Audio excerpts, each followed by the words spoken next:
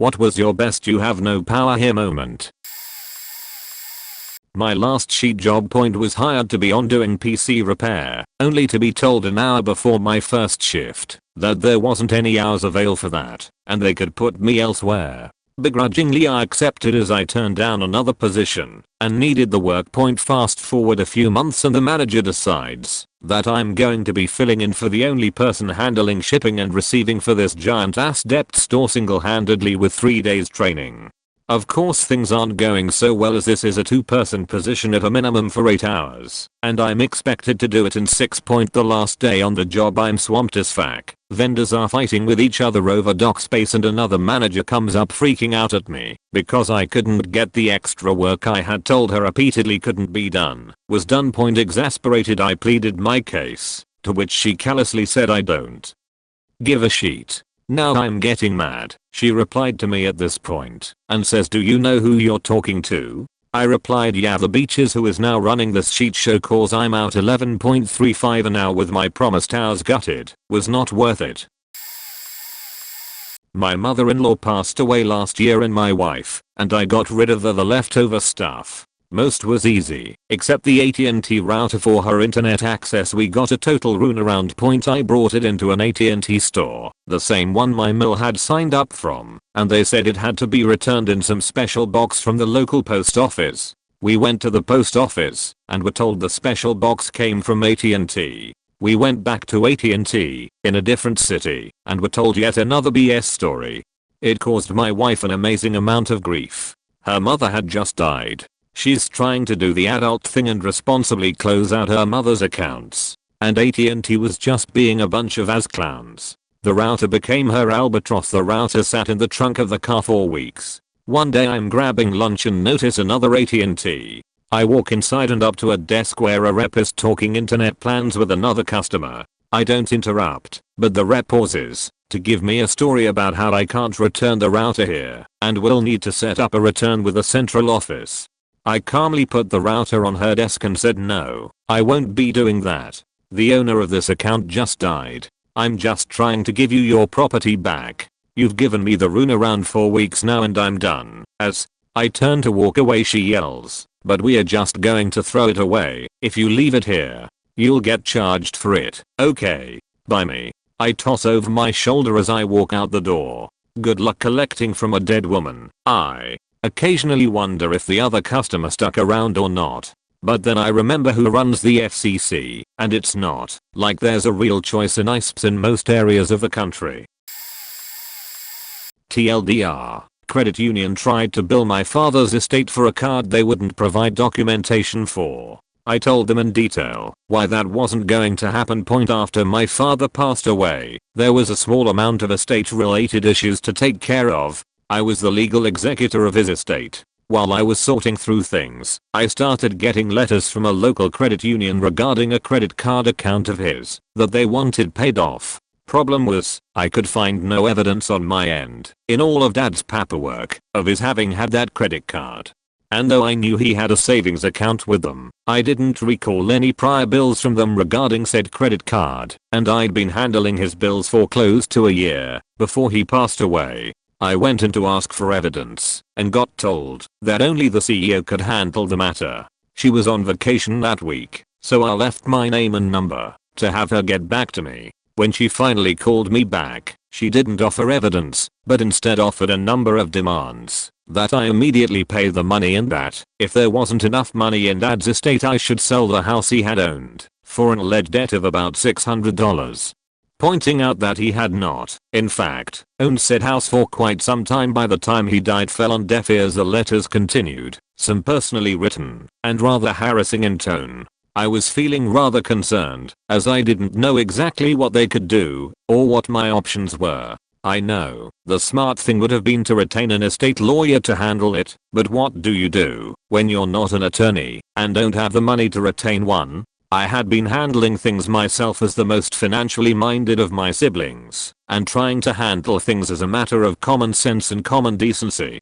There weren't a lot of assets or debts with the estate. It seemed like it should be pretty straightforward, and other than this one case, all of it went smoothly. Fortunately, Oregon's estate laws are actually really easy to read for a layperson.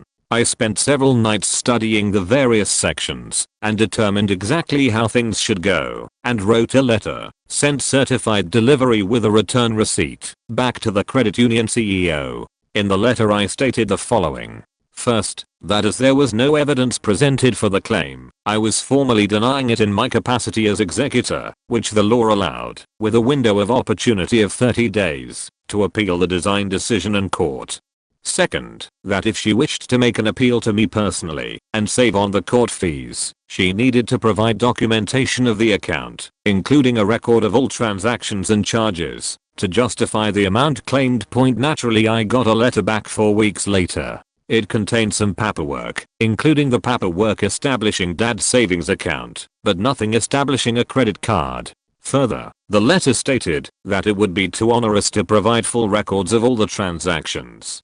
Any bankers out there, take note, never tell a programmer it's too difficult for you to access your own data. We know it's either bullshit or that you're admitting incompetence. This would have been a 5-minute database query for me, and that's if I had to look up the tables first.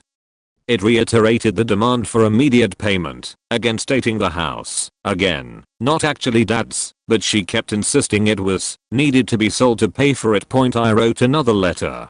In this letter I clarified several points for her. First, that as she had not provided the required documentation, she had not actually made an appeal that would be subject to evaluation, let alone acceptance. Therefore, the original denial of the claim stood unchanged. Second, that it was not her place to determine my father's assets, as she was not executor of the estate. Third, that even if her claim had been granted, Oregon law requires 6 months from the decedent's passing to receive all claims before any of those claims may be paid out, and by demanding immediate payment she was attempting to get me to break the law. Fourth, that Oregon law declares the priority of claims by the nature of them, and credit card debts were ANCN, that is, everything not covered above, where the above included taxes, medical debts, and various other things. Even if her claim had been granted, she could not be paid unless there was money left after paying all higher priority debts, and even if the house had been included that wouldn't have been the case. And fifth, as the 1-month deadline for appealing in court would expire by the time they received this letter, they had exhausted all of their legal options, and further attempts to pursue the claim would constitute unlawful harassment, and charges would be pressed in such an instance. I didn't hear back from them again. I guess probably yesterday. I went to McD's for some dinner and the lady served the guy in front of me first, then started to work on my McFlurry. She was about to put in the M&Ms when the first guy came back, complaining that they usually added more ice cream than that. For the record, he's talking about an inch of ice cream. For anyone unfamiliar with the ice cream going in a cup process of McDonald's, they put the ice cream in first, then put the lid on, then put the toppings in, then swirl it.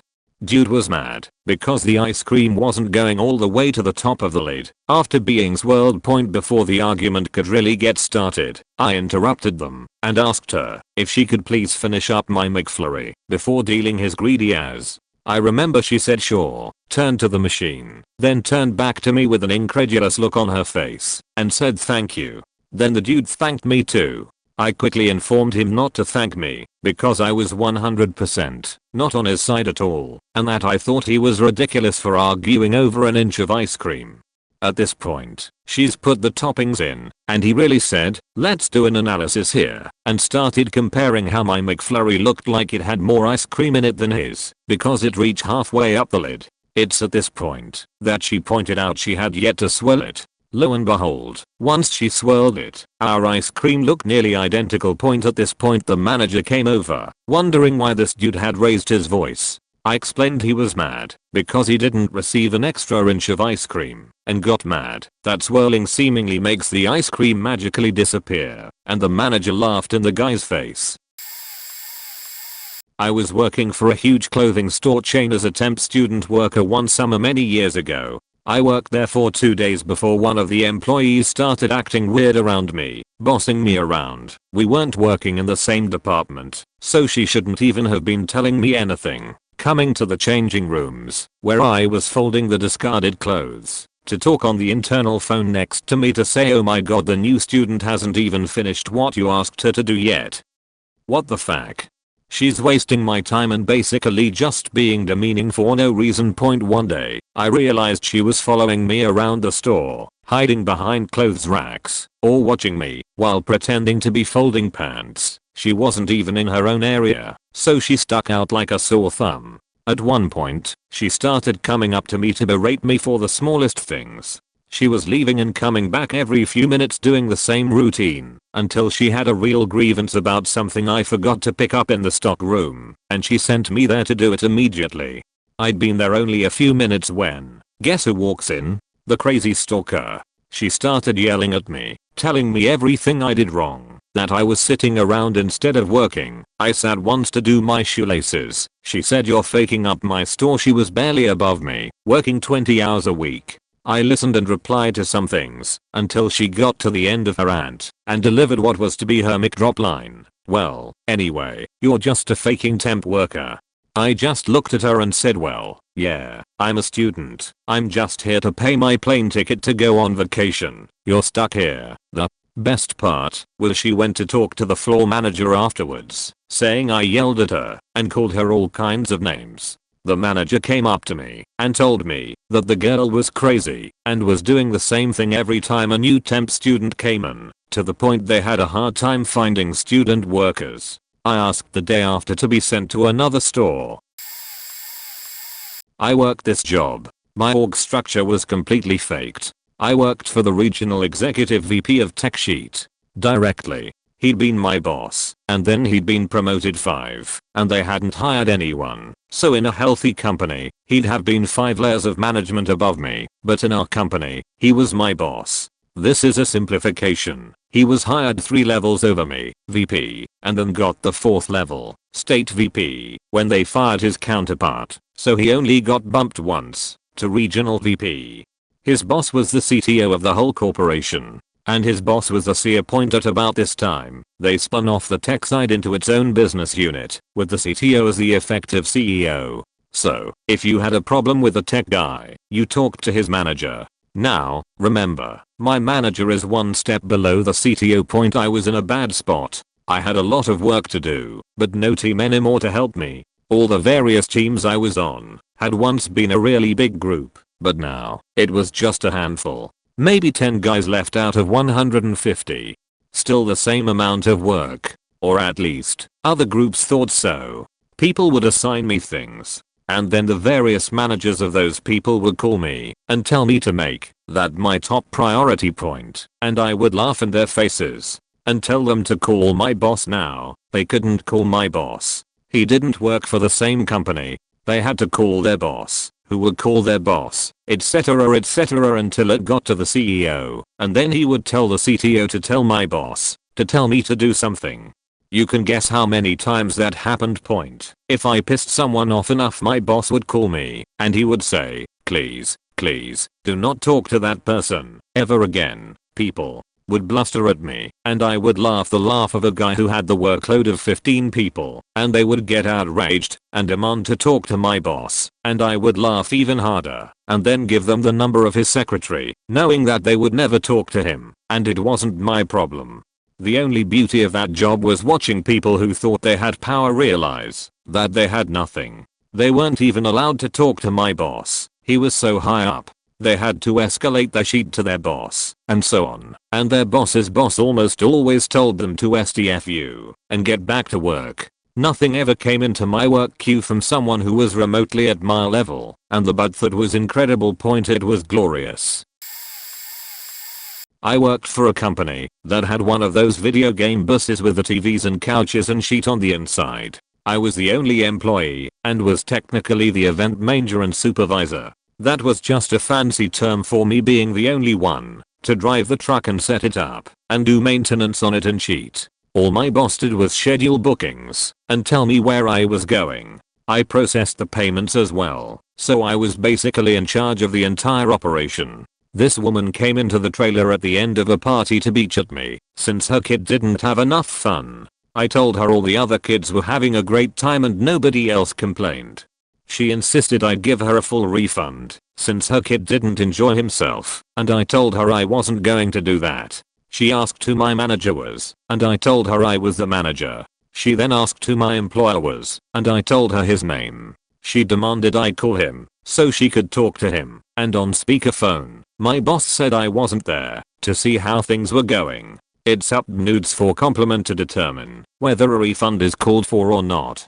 Side note, while he was technically my boss, it was more like two friends running a business.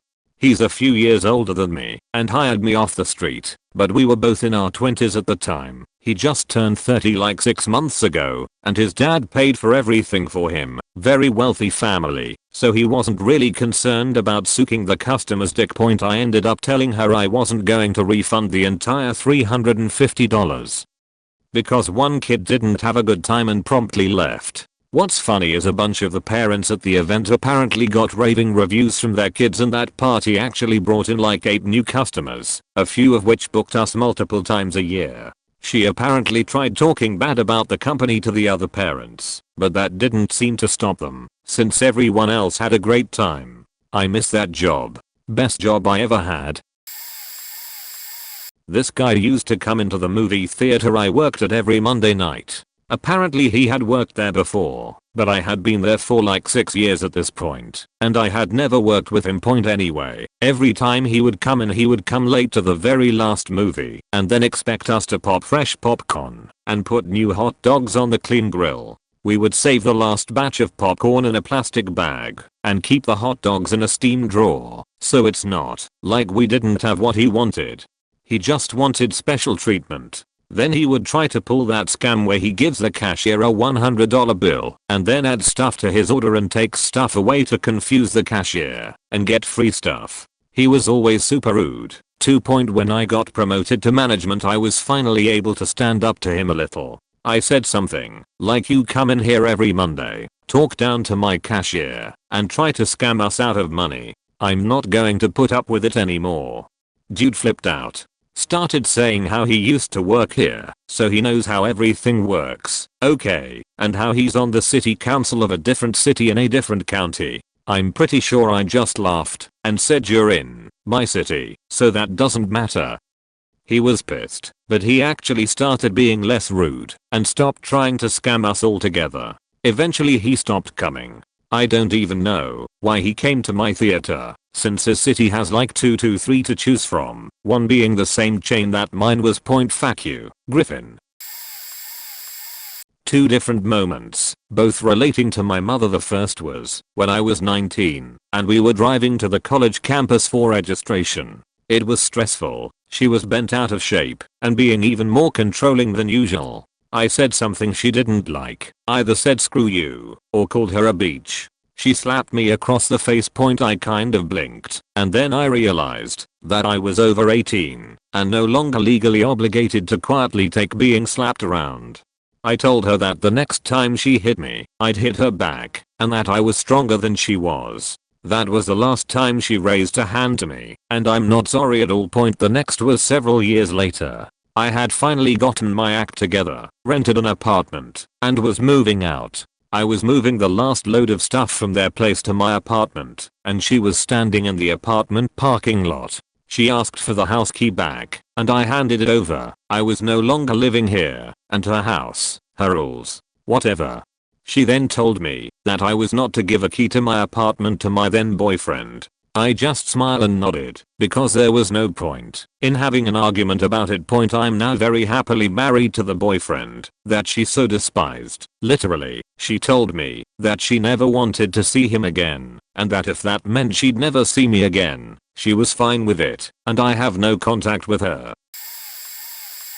I got into an argument with a coworker while waiting at a train station about my lack of religious beliefs. She actually interfered in my conversation with someone else and ended up becoming offended by it. We rode the same bus and train to work every day because we also lived in the same apartments. Well, later that same week, I got promoted to supervisor, and guess who is on my team? That's right, the coworker who hates me.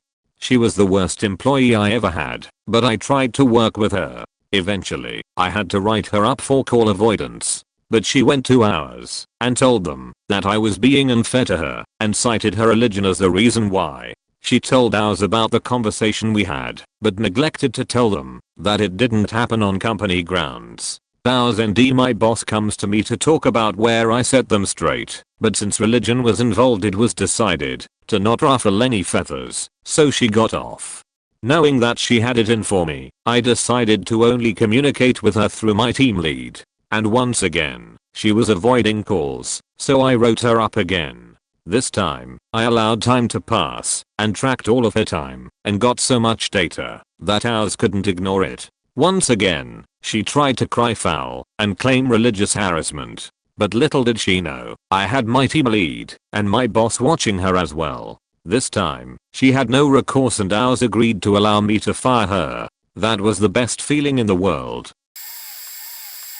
No one will read this. Here goes. I worked at a residential psychiatric facility. A kid had cut herself up pretty badly and was trying to use the blood as a weapon. Because she was there as part of her probation we had to call the police. While we were waiting for the police to arrive she was trying to cut herself up even more with shards from the mirror. I had to restrain her and, during the struggle, she passed out. The police arrived and found me on the floor with her head in my lap.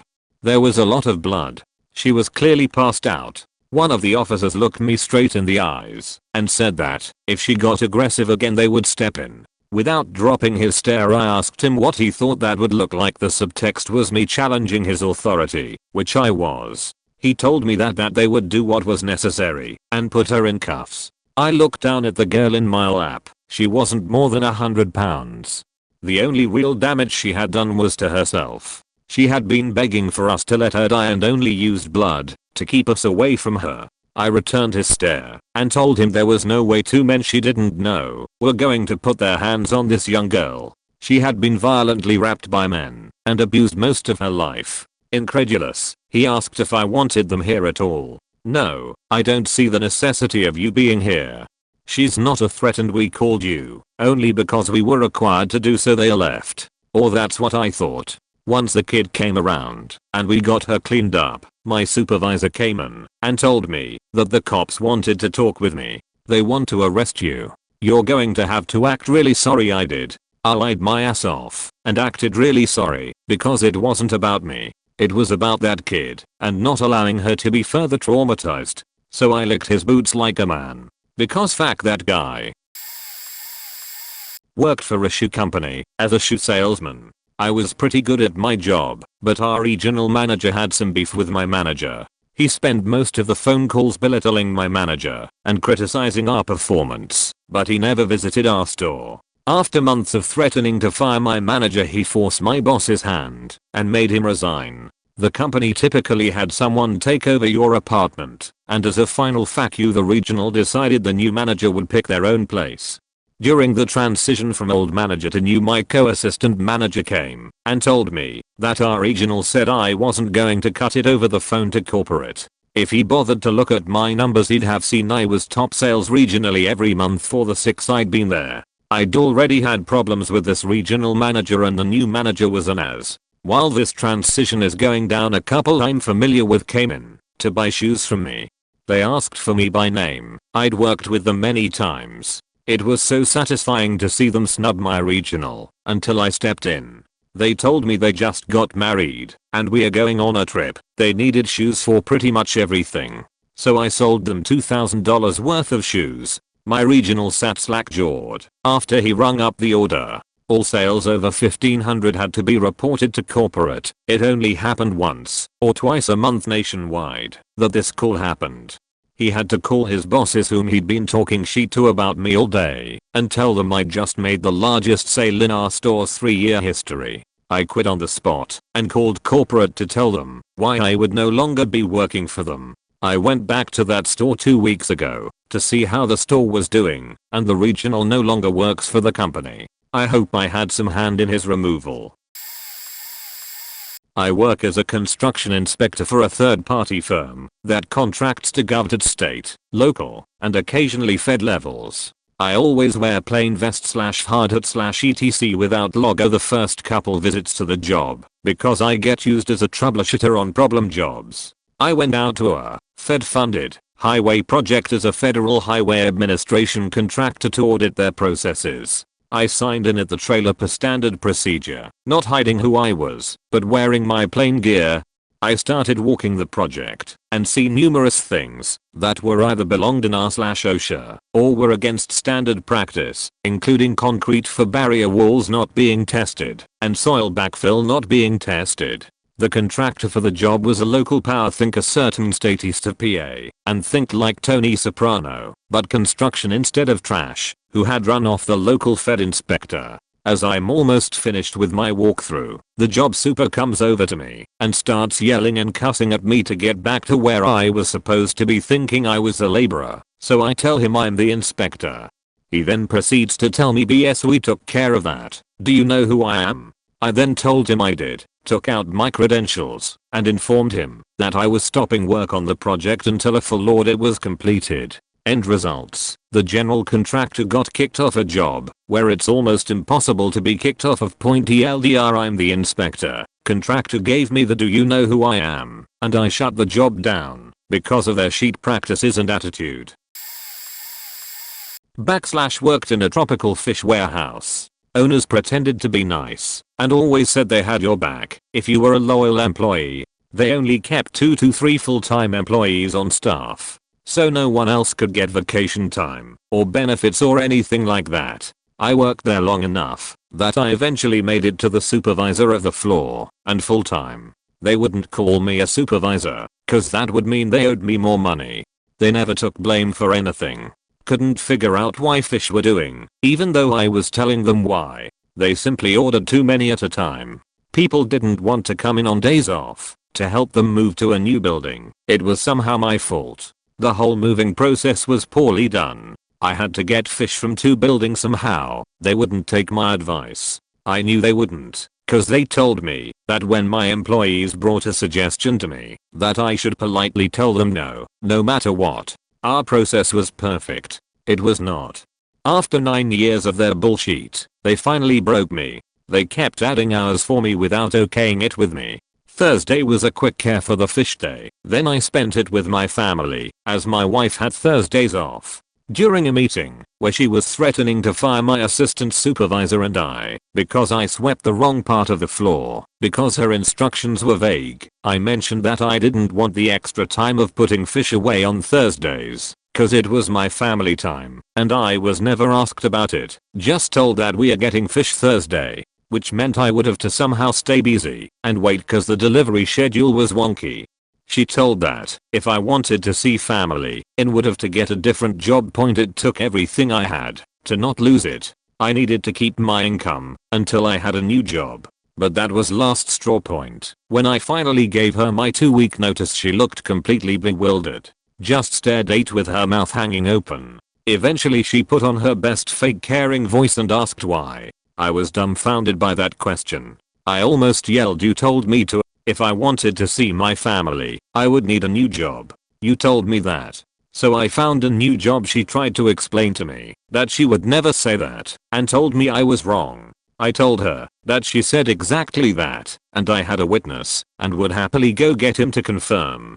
Here's the sweet part. After my 2 weeks and her making jokes daily about how much next job would suck and I should just stay, I got to leave. I handed her my keys a couple hours before I left, then finished my work, punched out and never looked back. She called me about a half hour later and said she thought we had an exit interview and that she would be in her office for a while longer. I told her there was no exit interview because I knew how they went. She would tell me her opinions as if they were facts and not listen to a thing I said. I knew because she made me sit in on 2 exit interviews so I could see how they ran it. Then I hung up and deleted her number from my phone. I know someone who is a high school teacher. Her worst, most annoying student was the type to tell rich gold digger mommy one story, while what really played out in class was a whole different one. My friend would help her in class, and even outside of class, staying at school on her own time, to help her on the schoolwork she assigned. One day annoying student decides to cheat on my friend's test by getting a friend to send her the answers. Her friend had a different version. My friend then blatantly sees that she put the answers to the other version on her test. My friend pitied her and gave her a second chance to redeem herself. She failed the second test. She then told mommy that my friend had intentionally given her a harder test to watch her fail. She left out the part where she was given a different test in the first place because she cheated on the other. So mommy comes into school, screams at my friend and the principal for being unfair. She then gets the mouthful of what her daughter had done and continues to scream about how what happened was unfair. Principal gets deputies to escort her out with a write-up in hand for her daughter for 10 days suspension and a note that says getting caught cheating automatically kicks you out of any honors societies, clubs, and potential scholarship money from certain organizations. All of that could have been avoided if rich gold digger student hadn't tried to worm her way out of one bad grade. She later passed that class with a D. I worked for a guy, Scott, running a beer festival. I was hired on as the logistics coordinator, which means pretty much everything except sales and marketing fell under my umbrella. Scott put up all the financial backing for the festival and had a partner of sorts, Wayne, who was really only involved because it was his idea, and had Scott just taken it, Wayne would have sued. Wayne was a real pitter and probably one of the slowest, dumbest people I have ever met. Everything you discussed with him was met with resistance until he decided it was his idea. After that it was the best idea. Scott kept Wayne out of the loop on most things, which worked for me because it meant I got to do my own stuff, meet with Scott weekly for updates, and use his credit card to order what we needed. As the event neared, Wayne dropped by our office more and more frequently, so we started locking the door under the guise of the wind blowing it open. But we wouldn't unlock it when he came to the door. The windows were tinted, so we could see him, but he couldn't see us. This only made him more agitated and difficult to deal with. Things really came to a head the day of the event because he wasn't happy with where I had the company drop off the dumpster. I'm on site in a golf cart full of ice bags. I'm sweaty, I'm dirty, and I'm tired. I stop for a moment to have a drink of water, and he approaches and starts really giving it to me about the dumpster. I'm pretty sick of his shit, and my contract was up in 2 weeks and I hadn't taken the option to renew. I put my feet up on the dash, drop my sunglasses over my eyes, and start looking at something on my phone. I tell him that I'm not moving the dumpster, and it's my decision, so it's final. He decides this is the best time, in front of a dozen breweries, food trucks, and community volunteers, to pull the "don't you know who signs your paycheck" card. I look at him, take my feet off the dash and hit the gas. As I whiz by, middle finger in the air, I shoot back "yeah, Scott does." He hasn't spoken to me in almost 5 years, and we run into each other around 3-4x a year at industry events. When I first got out of school and was trying to get into an actual career instead of just a job, I ran into the same problem most people do, and everywhere wanted someone with more experience, something that is hard to get when you spent your last 4 to 6 years getting a degree instead. I got an interview with a company that I wasn't particularly interested in, but had heard good things about their training and development programs. It was a very entry-level management position, but as I went through the interview and they described their process, I was very impressed and got quite excited about the prospect.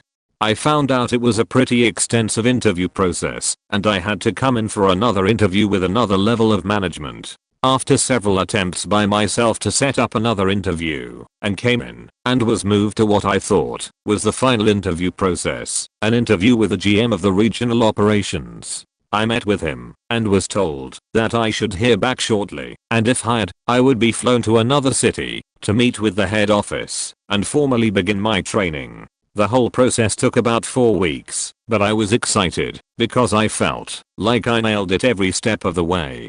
In the meantime, I got another interview for a job that I was way underqualified for, and because I pretty much thought I had no chance at getting it and had another job all but in hand, I was pretty open about my lack of experience, but my willingness to embrace it as a challenge. Well, apparently there was a perfect combination of them appreciating my honesty and also having the opportunity to have the guy leaving the job with enough time to properly show me the ropes. So I ended up getting a job that paid almost twice as much as the first one, combined with a lot more responsibility. 2 full weeks later, I got an email from the first job saying they were sorry, but it came down to me and 2 other candidates, and they had some concerns about one of my answers to a question, so they went a different direction. Being able to send an email back, thanking them for the opportunity, but explaining that, due to the amount of time that had passed, I had already taken a position with a company that put a higher value on my time, both during the interview process and during my employment, was one of the most enjoyable emails I've ever sent. So, one day this large gentleman came into my store. He was pissed, and he was huge, and in this small town everyone knew he was a real wife beater. To put this into perspective, I'm an average height female and his biceps were as big as my head. Well, he decided to wait until the store manager was gone, and to yell at me, the only female, to try and argue policy, to intimidate me. GameStop. New system didn't like it. Wanted his money back. Little did he know, I was the assistant store manager. I worked in our district's highest volume store. I had been there longer than my manager by 2 years. I grew up in an abusive household. My fields were barren of all facts. And to put the icing on the cake, I was leaving for a better job point. So I stand there quietly letting him rant and rave as other guests meekly watch from behind the displays. I did not really interject with anything other with "Sir, policy states 30th. Of course, this really gets him going, and just makes his head go from red to purple. He starts pounding his fist on the counter. Finally, he asked, "What are you going to do about this?" Calmly, I reply, "Sir, I'm going to wait for you to either calm down, or for you to hit me." The man looked like he wanted to, but he said he was calling corporate and left. He did. District manager called. He knew I was leaving, and just sounded like it. "You can't challenge guests." And was just really done with it. TLDR, jaded retail worker tells an own wife beater to sit down or square up because wife beater was unhappy with purchase. At first I was going to say something like my entire life is being on the receiving end of those moments, but then I remembered there was one moment that might apply. TLDR, because I'm not the best at telling my own stories. A Steam code crate subscription service called Ubercred tried to steal from me, but I pointed out a flaw in their system that pressured them into giving me all of my money back. I also turned off and replaced my card because of it. Sometime last year, my dad and I got scammed hard by a monthly video game loot box type subscription service called Ubercred. It started when my dad gave me a coupon code for a free month of their service. So basically 10 Steam codes, which is the content of one box, but I had to sign up with a card and pick a subscription plan with no refunds. They were very blatant in that no refunds would be given, supposedly because they physically can't, in order to use the coupon.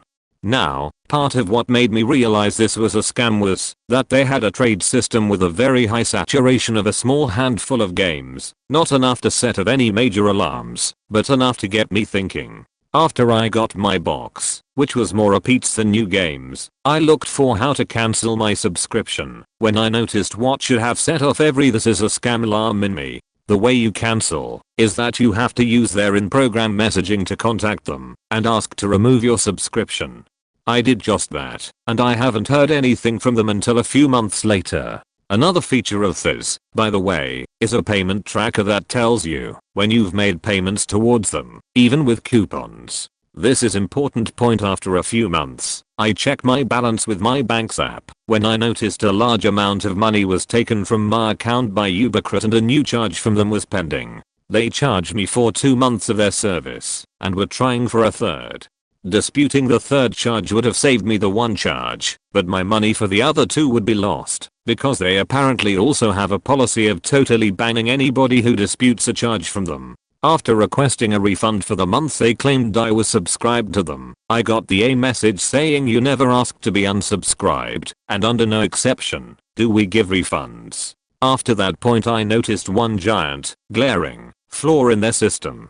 The dates from the payments for my bogus subscription were all listed under the same day. I took a picture and then pointed this out in a response to their message with "It's not that I didn't request to be unsubscribed, it's that you failed to acknowledge it." Also, all of the dates for the payments are for the day before yesterday, even the one for the free coupon from 2 months ago. I got a message saying that I got a full refund as a one-time exception. Checked my app to confirm, and I subsequently turned off the card until I replaced it.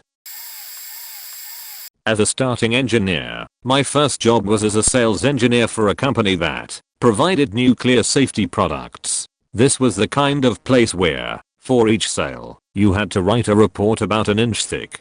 The manager would open the front cover, read down the page, circle the first punctuation error and hand it back, not even reading the substance of the report. Total jackass. His boss, the owner, would bring in engineers once a week and grill them for 30 minutes about their sales, keep pecking and making shitty remarks until he found something, and then berate them incessantly. As a result, the good engineers didn't stay long, and most of the rest were B/C team. I needed the job, so I stayed as long as I could. I had been working a number of very large sales that were taking a while to land. After some particularly rough couple of days, the owner pulled me into his office on a Wednesday, and having noticed that my sales were down, proceeded to tell me that my performance wasn't adequate, amongst other demeaning comments.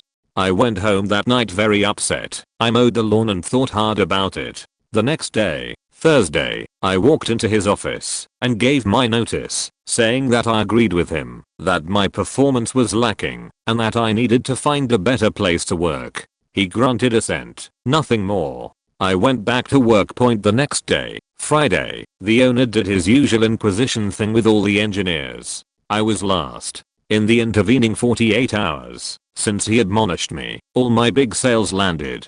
I went into his office and waited for the shitty comments. He was really quiet, pulled out his calculator, and realized that my sales were the equivalent to 30% of his annual revenue. He just looked at me and said, "You didn't do this in 2 days." "No," I said, "but they were on my list of quotes when we met on Wednesday." He looked at the reports and dismissed me. Later that day, I went to lunch, took a longer lunch, and came back to see everyone but me in the conference room listening to him expound about clarity of communication.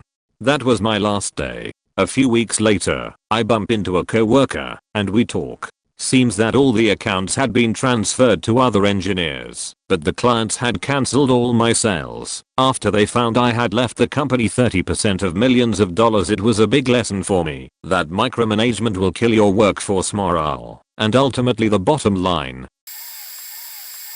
Just finished building a PC for some kid's Christmas present. The mother was not nice at all and kept calling us every single day about why it was not done yet and how she should have just got it from Best Buy for cheaper the day it was done. She tried to negotiate the price down by showing us a list of all the parts we emailed to her that we were using, and her using prices for the parts she found from literally everywhere.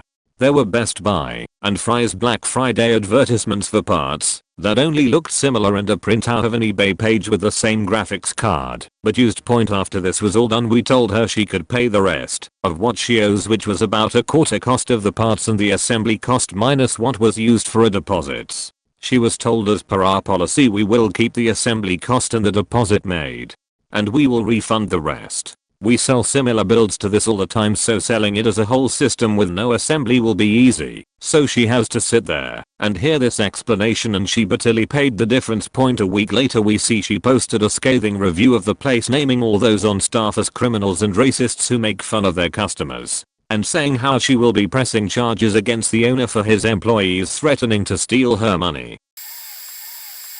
Working as the lead dude in a network operations center for a small regional ISP, I had been there long enough to know what I could and couldn't do. One area has a large power outage that, after cascading failures of backup power measures, caused the core site to die, leaving a few hundred customers without internet and phone. The phones in the NOC are ringing off the hook, as you might imagine, and any of the bigger customers are getting directly passed to my desk.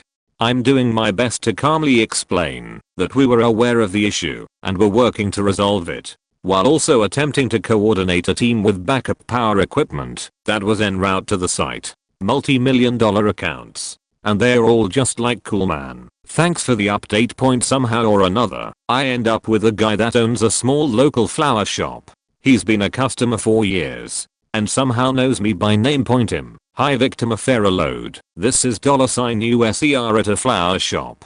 Our internet isn't working, and I can't process orders. I want someone out here now. Point me. Yes sir, we are aware of an issue affecting your service, and are working to restore it as soon as possible. However, I don't currently have an eater for you. He starts screaming, victim a fair load, when I yell people faking jump.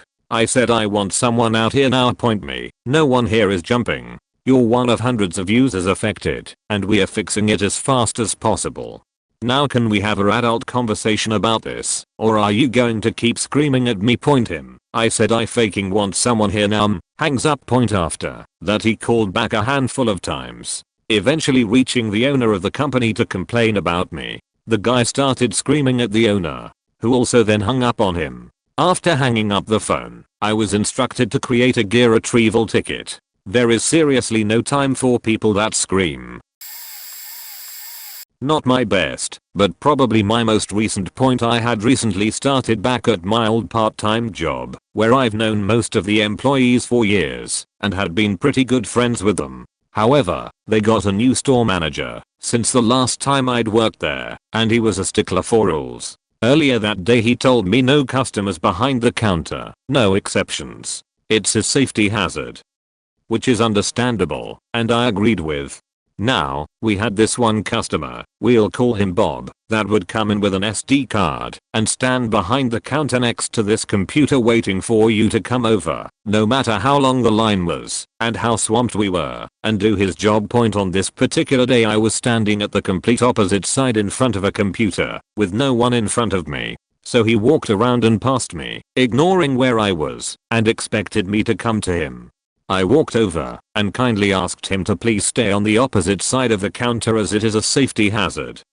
Bob: oh, you don't know me. I'm a regular. Me: yes, I'm aware. Please step to the other side of the counter. My store manager has requested that this policy is to be enforced. Point Bob: well, I need to see the screen. Point me. Sure, I can turn it so you may see it. Point Bob: well, I'll need the mouse too. Point me. I can also pass you the mouse when needed.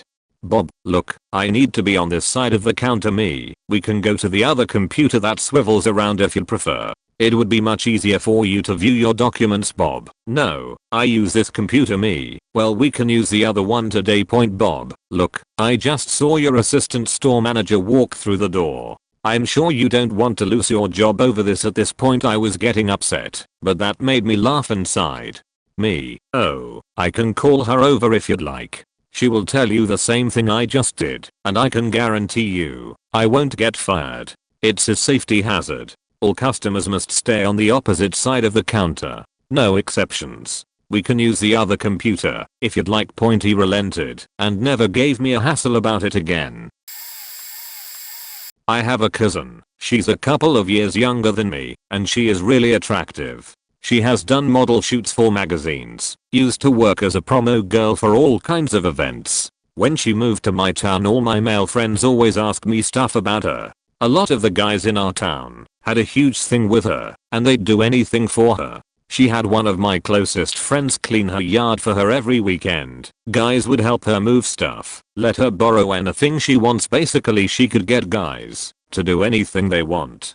I found it funny, because I don't think I ever did anything like that for a girl I liked, so it was bizarre seeing guys volunteer to do anything for her. Anyway, one day she came to my house looking to borrow my car. She wanted to go to the city for the weekend to go shopping. I never let anyone borrow my car, but definitely would never let her as she had a history of crashing her cars. We argued for a bit and finally she done this thing. She fluttered her eyelids at me and said, "Come on please," and at that very moment it clicked in my head, holy shit, this is the look she does to get guys do anything she wants. I'm pretty she'd done it subconsciously, like it came natural to bat her eyelids when asking for favors, but I still just laughed at her and said, "You can bat your eyelids all you want, there's no way you are taking my car." She cracked the sheets, stormed out and didn't talk to me for a week.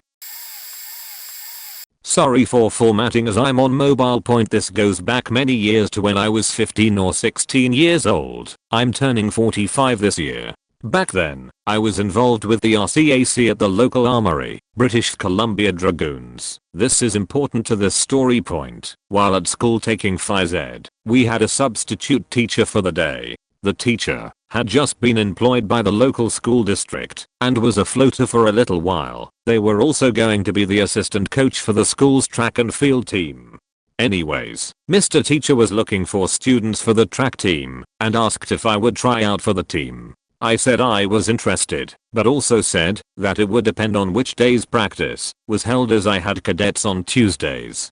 Mr. Teacher says track practice is Tuesdays, so I told him, sorry, no can do, as that would interfere with cadets. At this point I thought, wrongly it turns out that this was the end of it. The next day, as I'm entering the school, Mr. Teacher sees me and says that he expects me to be at track practice the next week. I told him, no I wouldn't be, as I had cadets to attend. I continued walking into the school and went to my first class/home room. At around lunchtime, I went to the student union kiosk to purchase some snacks to go with my lunch. Mr. Teacher spots me and tells me again that he expects to see me at track practice. I again inform him that I have a prior commitment on Tuesdays and that I wouldn't be there. This continued for the next 3 or so weeks, but escalating every day until he started threatening that he would have me kicked out of school if I didn't show up for track. By this point, I had had enough. I had informed Maiko the week prior as to what this teacher was trying to do, and Maiko told me that I was to call him if it got out of hand, and when I had a chance, I went to the office and asked to talk to the principal, as I needed a secure way of making a phone call. Using the principal's telephone and phone book, I called Maiko and informed him that it had hit the point of no return. What happened next was a thing of beauty, even though it took 2 more weeks to accomplish. As I'm talking to Maiko in the principal's office, and the principal is still there mind you, Maiko tells me to inform Mr. Teacher that if he continues to interfere with me, he will be brought up on treason charges for attempting to suborn a soldier of the Queen and interference with prior commitment to the Queen. 25+ years ago, I may have got some of this wrong. And, yes, these are serious charges. The next 9 school days, Mr. Teacher is continuing his harassment, and I have informed him each time of what he was facing. If he continued 11 school days after the talk with Maiko, I was called from class to go to the principal's office. Upon arrival, I saw my mom sitting to one side of the room and Maiko in uniform sitting on the other side of the principal's desk. When I saw Maiko in uniform, I quickly braced to attention and continued into the principal's office. The principal asked me to take a seat and that we would be joined by Mr. Teacher in approximately 5 minutes. The principal had me explain to my mom what the reason was for the meeting. After doing that as quickly as I could, the principal asked me a few questions about my time in cadets and how/if I liked it, which I did. Although a few years later, I hated it due to other issues, but that's a whole different story. Shortly after this, Mr. Teacher showed up and had a smarmy/snarky look on his face when he saw me sitting in the office. Mr. Teacher started in on me about the track thing again before the principal had a chance to make any introductions. As soon as my mom was introduced, Mr. Teacher started in on me about crying to mommy about what was happening. The principal stopped Mr. Teacher and informed him that it was not my mom who had requested the meeting, but that it was Maiko who had, and that my mom had just been informed about what was happening. Mr. Teacher started blustering that Maiko had no right to call for a meeting, and Maiko had no right to be there, especially in uniform. Maiko asked Mr. Teacher what he thought he was doing, threatening to have me kicked out of school for not attending or joining the track team. Mr. Teacher gave some excuse or other that track was more important than cadets, and that if I wasn't at track on the next Tuesday, I would be kicked out of school. Maiko asked the principal if he could make the phone call. The principal said yes, and Maiko picked up the phone and made the phone call that ended Mr. Teacher's career. The phone call, I later found out, had been set up 3 weeks before. It turns out that Maiko had talked with his direct superior, who then bounced it to his direct superior, who proceeded to take a short walk to the office Lieutenant Governor General of Canada and presented him with the issue of what to do with issue facing one Cadet Corporal Gigi 1973. Maiko talked on the telephone for a few moments and they asked Mr. Teacher to take the handset. Mr. Teacher grudgingly took the phone and, still being the prick, started to mouth off. It still brings a smile and a chuckle to me when the memory of his face bubbles to the surface. Mr. Teacher's face went cold and white when he found out who he was going to be talking to. As I only heard the one-syllable word side of the very short conversation, I can only surmise as to what was said by the Lieutenant Governor General of Canada to that miserable excuse of a so-called teacher. After Mr. Teacher was done answering yes sir and no sir, mostly yes sir, and had passed the phone back to my Mr. Teacher made a half-assed apology to me. I told him I did not accept his apology on my behalf, but I would on the Queen's behalf as an NCO should. I was dismissed back to class by the principal shortly thereafter, and told that I need not worry about Mr. Teacher after that. Mr. Teacher was gone from the school the next day, and let go by the school district shortly after that.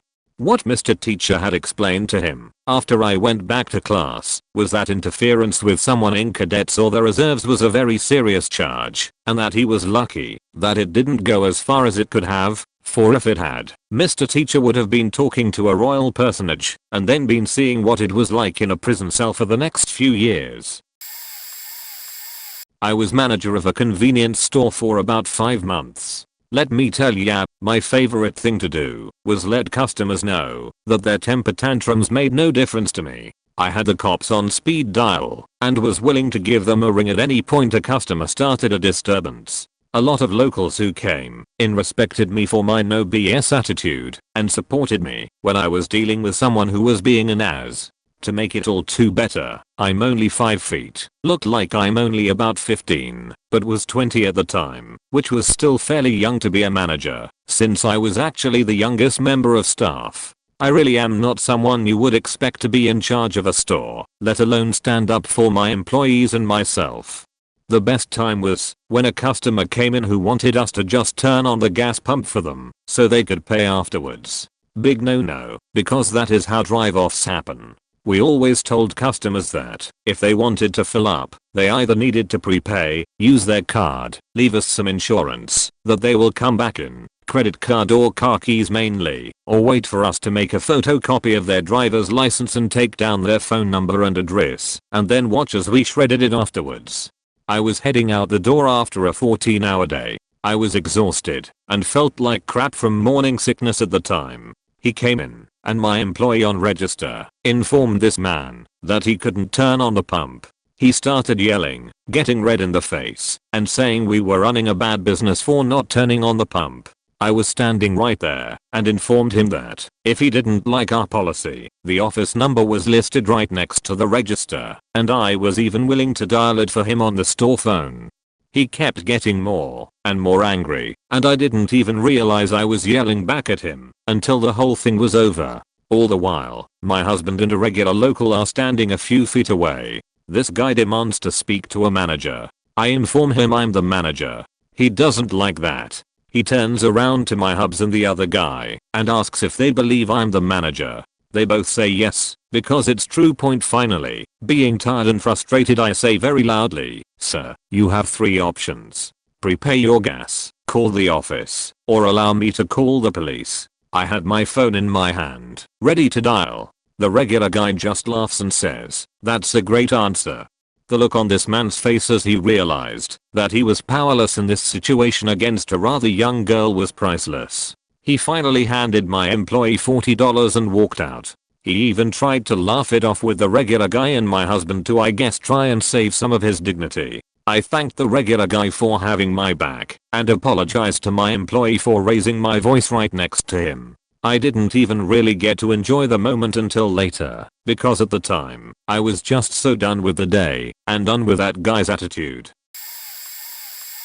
It was Christmas Eve. I was working at a supermarket. It was a Thursday, the one day I always worked 9 AM to 5 PM. Other days I worked different hours. At no point had they asked me to work different hours to cover the festive rush. Other people on different shifts were working 11 AM to 7 PM, which was when the store closed. So it gets to 4:30 and our manager tells us no one is going home until 7 PM when the store closes because it will affect morale if we don't all leave together.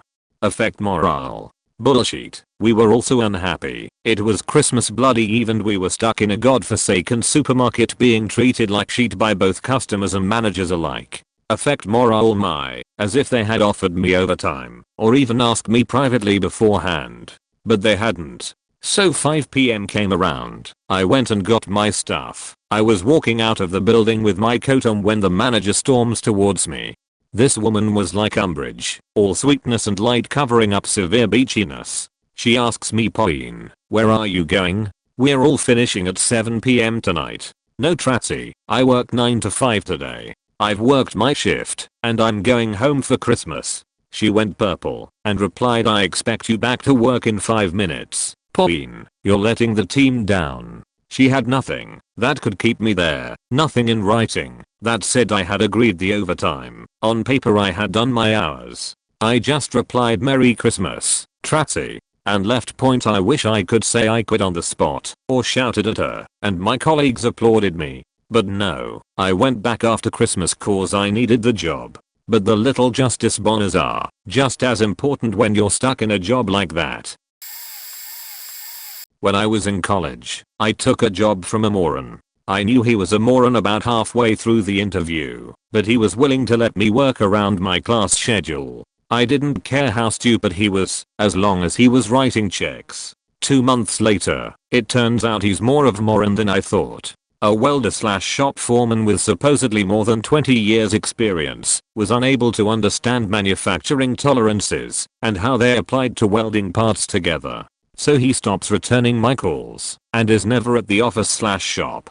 3 months later, he's still not paid my last 3 paychecks. I finally catch him in his office. When I asked why it would take that long to pay me, he replied, just haven't been able to get around to it. The accountant has been too busy to write the checks, and shrugged. But he happened to have some more work that he wanted me to do. Every check had come from the checkbook sitting on his desk, in his own handwriting, signed by him and him alone. I had never seen or heard a word from this accountant that he claimed my pay went through.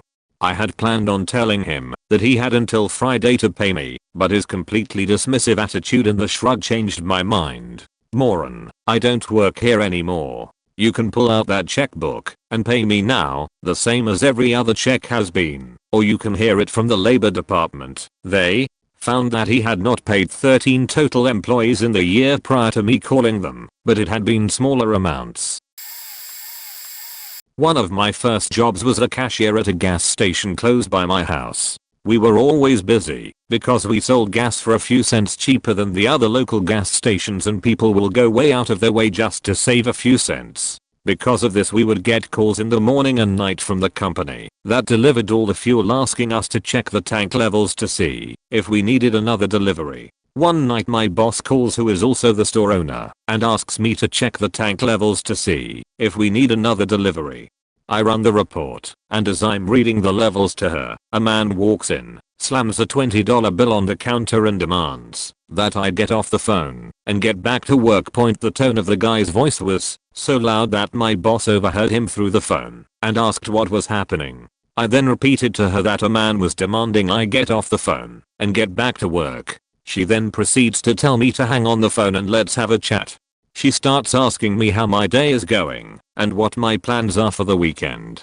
We actually talk on the phone for a few minutes while this guy gets completely red in the face. Eventually we hang up and I walk up to the counter and with the classic big smile and cheery voice ask, how can I help you today, sir? The guy doesn't say a word, just leaves the 20 on the counter and walks out still completely red in the face. The classic kill them with kindness put that guy over the edge. I once worked in a casual fine dining restaurant for a young, creative, curt female chef. We made everything in-house and the specials came as is. No modifications, no ingredient swapping for this or that. Take it or order something else. The owner/chef would back us up on this, enter as whole, who orders the special. A bacon cheeseburger with bacon jam in / on the burger, fries soaked in bacon grease, a side of bacon, etc. He asks for no bacon on the burger, different sides, different toppings, etc. I tell him that unfortunately I could not modify the special, it came as is, and I suggest he order something else. He blows a gasket on me in front of everyone. Tells me to tell the chef that she's an idiot. Huffs and puffs. Rolls his eyes, tells me that it's almost a human rights violation if he had said he couldn't eat bacon for religious reasons and I was unwilling to accommodate him. Lol no. Then tells me that he'll be sure to give us a Twitter shout out for being so insane. Lets me know he won't be tipping a cent and that he wants to speak to the chef because he can't believe someone would do this, etc. I must be lying and lazy. I go and tell the chef. Chef comes out to the table, asks in front of everyone which one of them thought she was an idiot, kicked him and the group out on the spot and told him that she will never accept a reservation under his name again and that if she sees him in her restaurant in the future she will call the police. I have a boss who has severe insecurities and feels threatened by my presence at work. He tended to be especially hard and judgmental of my behavior and at one point was actively seeking to get me fired. I just put my time in, worked hard, kept my nose to the grindstone and hoped that someone else would notice the behavior as exemplary. A few months of this went by and he wanted to implement a weird grading metric by which he could measure productive standards. He called my supervisor in and straight up said that he needed to fire me and it was because I was a poor employee. And that started the biggest shit show of his life. My supervisor stood up for me, said I was nothing but spectacular, then proceeded to call in the other supers and his boss and explain to them that I was being targeted. He got talked to several times over the next few weeks and eventually made this incredibly inept apology.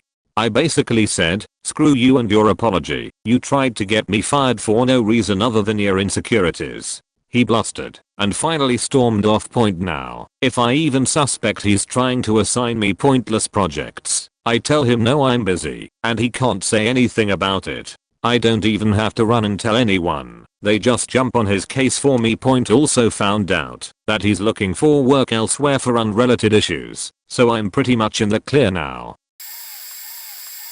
TLDR, because I write too much, old boss hasn't been my boss for a few months. I'm leaving for a new jobs in 2 days. My new boss has signed for my departure to a new department. Old boss tried to fuck with my leaving date because he hates me. Turns out he can't take that decision and he looked ridiculous and mean for even trying. It happened 2 weeks ago at my job. I started job less than 2 years ago. The manager I had then is an old incompetent guy who loves being the boss. He's been sucking the life out of me from the beginning. A friend told me she didn't like to see me, who first started very enthusiastic and smiling, slowly becoming depressed and hating my job because of him. He's been criticizing everything I've done from the start. And I know I didn't do anything wrong at all. Unfortunately for him, thankfully for me, our team merged with another team 3 to 4 months ago. A job opening was made to become the manager of the team. So 2 possible applicants, my boss and the other team's boss. The other guy was the only applicant and got the job, so he became my new manager. My old boss didn't even apply. He's incompetent too. He's 1 year away from his retirement. Anyway, he basically kept his salary, but became just my colleague. No more my boss, although he's tried to boss me around, which I didn't let him anymore. I've been hating this job from the start because of him, and I've been depressed, so I applied to plenty of new jobs in the same company, and just a few weeks after we merged the 2 teams, I got a new one. Same salary but much more interesting. I got the news mid-June. I talked to my new manager and told him I was leaving, and he was okay with it because he knew I was unhappy. We agreed on the 1st of August. It was fast, but there was no point in me staying in a position I hated, and it's to stay at the same company anyway. Story starts 2 weeks ago. I come back from holiday, all happy and tanned and rested. I only have 2 weeks work left in that team. I'm planning finishing all my files and make sure I have finished everything else and all is in order. My new manager is on holiday. My old boss calls me. Apparently he has contacted the administrator, grade above him, and above my boss, to arrange for my departure date to be the 1st of November instead of the 1st of August. Reason is, he gets to do my job when I leave, because this stupid man has been pretending to work for months. He has nothing to do, and likes it that way. But he says his reason is, you're supposed to give a 3 months notice. 1 month is way too short, and it's illegal. Big stress for me. I was like, you can't do that. We have agreed on the 1st of August. I'm already on training for the new job and everybody in my new team have made arrangements for me to start on the 1st of August. Besides, I'm not leaving to another company, I stay in the same, so the 3-month rule doesn't apply. The guy is smiling, like he's very happy of himself, and he says that, since my manager is on holiday, he gets to take that decision, and besides the decision is coming from the administrator, so I can't do anything about it. I was furious and fuming. I told him exactly what I thought of him. It made him smile even more. So I left his office, because I was about to get nuclear, and I didn't want to risk to be sacked, because I have hit an old man with his own stapler. Another colleague, who can't stand him, sees that I'm in a horrible mood and very stressed out. She makes a few contacts. I was a wreck by them, completely lost for words, furious. I'm physically shaking from rage, because of that smug smile. I'm forever grateful to my colleague, because she actually sorted all out. Turns out my manager had made all the paperwork already before going on holiday, and everything had been signed off, so the administrator can't do anything about it. And it turns out the administrator had absolutely no clue of what was going on. He thought I was the one asking for a new date to leave, so he was gently obliging. For him August, September, or November makes no difference at all, because the salary would be paid all the same anyway. Old boss actually made up a whole web of lies to annoy everybody, because he hates me for not considering him my boss anymore. He's not, is he? He hates my new boss, because he actually gets things done, and he's nearly 20 years younger, and everybody likes him. So, he had to apologize to me. He didn't. He said, I'm sorry you reacted that way. It's not an apology, but whatever. I don't talk to him anymore, except to say good morning, and he had to go and explain to the administrator, who didn't give a flying fuck anyway, that I was going indeed to leave on the 1st of August. He looked absolutely ridiculous in front of the administrator, who couldn't understand why this stupid little man had annoyed him with a petty thing like this, while he has so much more important things to do. Everybody in my team make fun of old boss now. Anne. Oh yes. Today was my departure drink. My colleague who saved me isn't there tomorrow, so we had the drinks today. I'll just bring a cake tomorrow, and old boss wasn't invited. I don't even think he knows we all left together without him for lunch. We had mojitos that I paid for, then some nice food. There is a food truck kind of festival 5 minutes away from our work and the sun is still shining. Mojito and tortillas. What else? Edits. Spelling. Sorry, English is not my native language. Opened a restaurant for a stranger. Got the paperwork and all the time needed to keep the restaurant running. Devoted 6 days to work 10 to 12 hours every day for him. Managing, cooking, customer service, everything. This guy gave me $600 as my salary. I took it because I knew along the line that when I put in so much work and we succeed, I will eventually get a raise, and was dedicated to it. I had studied well in school and applied every trick in the books to get us the sales we need to survive. This was right out of college, and I felt proud of myself. I was 23 years old. This guy somehow thought you just open a restaurant and boom. Money. He started telling me the prices are too cheap, that I'm pampering the customers too much, all kind of BS. He reduced my salary to $550, then to $500. When you already invested so much of your time, you don't wanna just quit. He started hiring the most shittiest people to work alongside me. As a manager, I'm supposed to have some authority. The people he hired comes, and this guy makes it seem like a competition. They steal money, I tell this guy. He don't give a shit. Even after camera that catches them, this guy don't care. The final moment was after he hired one crazy lady. This lady stink. Customers complains. She takes breaks to smoke right in front of the customers. This guy opened a business just to enjoy competition. One day he told me I'm not putting much effort and has planned to pay me hourly and has planned with his wife to cut my hours. I had already been so stressed. I told him in a text. I quit. Met him, took my last salary and left. This guy was shaking. The restaurant closed down after a few months. He lost everything. I have so much peace now. Not again. Never work for a fool. So I worked at a call center for a phone company, let's call them Tar&A. I'd worked there almost a year, and as a customer service rep, we can credit the caller's account with up to, but not necessarily, $200 long as we give some type of justification, which is reviewed at end of week point. The rules were very strict there though. If you were late twice coming into work, or back from a break, during a year-long period, they considered it grounds to fire you.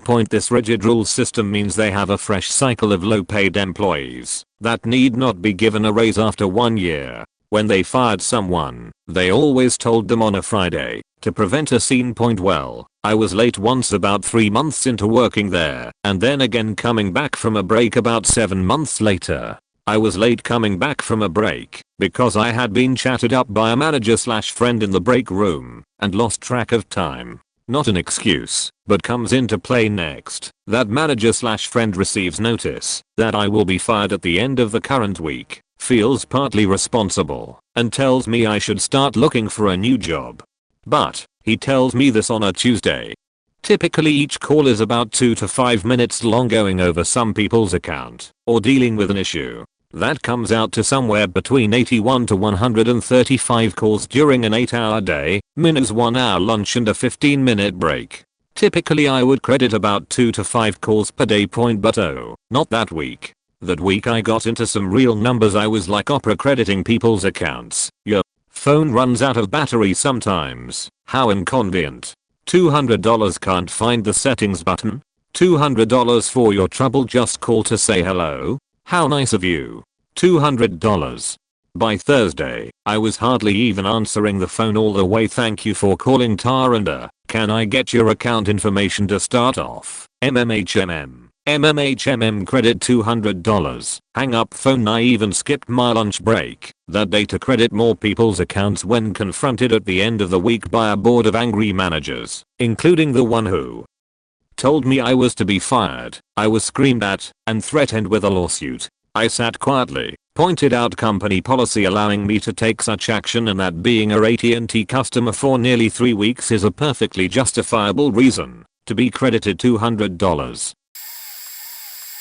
I was forced to take a long commute to a critical life or death type negotiation. Worst 2 weeks of my life. It was all impassable mountains. Was faking freezing. My eyelashes froze from tears caused by the wind blowing. Snot froze in my facial hair. Worst of all, when I finally got inside the only building there was a real flaming asshole I pretty much had to fight all day/night for 10D. He was a stubborn hothead and totally deserved what he had coming. I smote his ruin upon the mountain and got some fresh blazing white threads and highlights to match. Kept my old coat though, it was still okay. Finally regrouped my coworkers in a wooded/country location, but still wasn't where I needed to be, so we considered taking an Uber, but I'm not about that life. I whistle up some horses and take the most badass one for myself. Finally get to the negotiation and roll in with my coworkers, 4 deep, trying to talk to the guy in charge, only to be told by an ingratiating slimy dude running interference that I was late, or I late is the hour when I appeared. I told him to shut up and called him out as a witless worm. Guy in charge has enough of the shitstorm and tells me, literally, you have no power here. The balls on this guy. I knew there was nothing else to do but yank off my old coat and show off my new blinding white outfit. And after that we were cool. TLDR, always wear clean underwear.